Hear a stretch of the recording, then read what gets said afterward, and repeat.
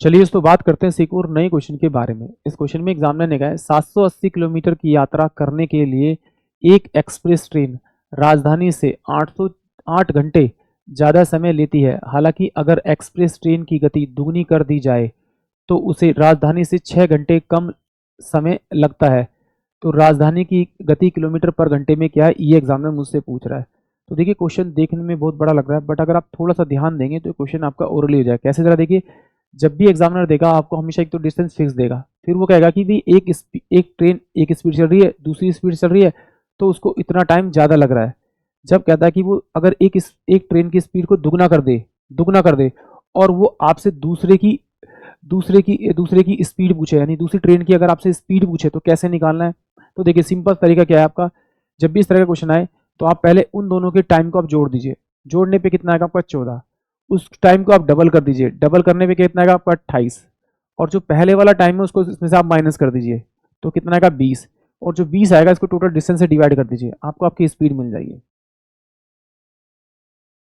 कितना आपका 78, तो कितना 39, यानी कि उसकी स्पीड जो होगी राजधानी की वो 39 किलोमीटर पर आवर होगी।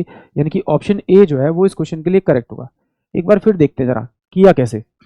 जब भी इस प्रकार का क्वेश्चन आएगा तो एग्जामिनर क्या कहेगा, 480 किलोमीटर की यात्रा करने में एक एक्सप्रेस ट्रेन को राजधानी से 8 घंटे ज़्यादा मिलते लगते हैं।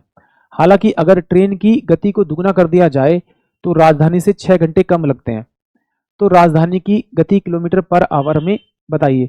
तो इसी तरह से होना चाहिए, ज़्यादा समय लग रहा है कम समय लग रहा है, अगर इस तरह से दे रखा है और उसने आपसे जिसकी स्पीड दुगना करने के लिए कहा उसे दूसरी ट्रेन की स्पीड पूछा, तो कुछ नहीं करना, आप दोनों के टाइम को जोड़ दीजिए।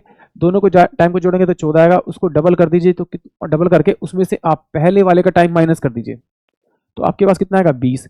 जो ये टाइम आया उस टाइम को आप इससे डिवाइड कर दीजिए, यानी 780 बटे में आपका 20, तो आपको आंसर मिल जाएगा, यानी 39 किलोमीटर आपका पर आवर उसकी स्पीड आ जाएगी, यानी कि राजधानी की। चलिए इसी को सॉल्व भी करते हैं हम।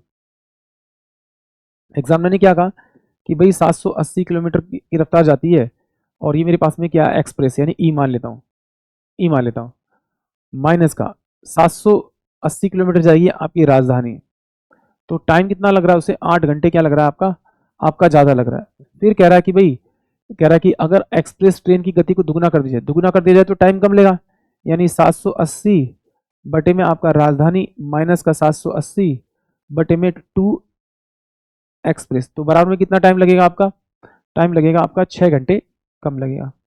तो देखिए यहाँ पे कुछ वैल्यू सेम सेम दिखाई दे रही, बिल्कुल दिखाई दे रही, तो इससे जोड़ूंगा तो कट जाएगा आपका, इन दोनों को सोल्व करूंगा तो ये मेरे पास में 780 यहाँ पर आ जाएगा, तो 1 बाय में ई मेरे पास में यहाँ आ जाएगा, और माइनस का ये आ जाएगा 1 बाय में 2e,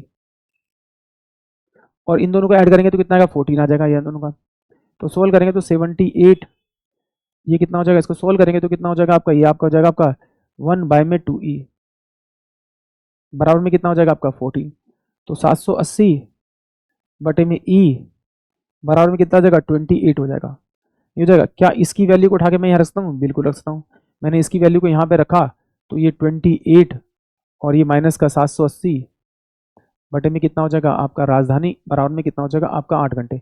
इसको इधर भेजूंगा तो ये माइनस का 780 बटे में आर, और ये कितना हो जाएगा आपका 20, माइनस से माइनस कटा, इससे से कटा, तो राजधानी की स्पीड कितनी होगी 39 किलोमीटर पर आवर, यानी कि ऑप्शन जो मेरे पास में आपका ए होगा वो इस क्वेश्चन के लिए करेक्ट होगा।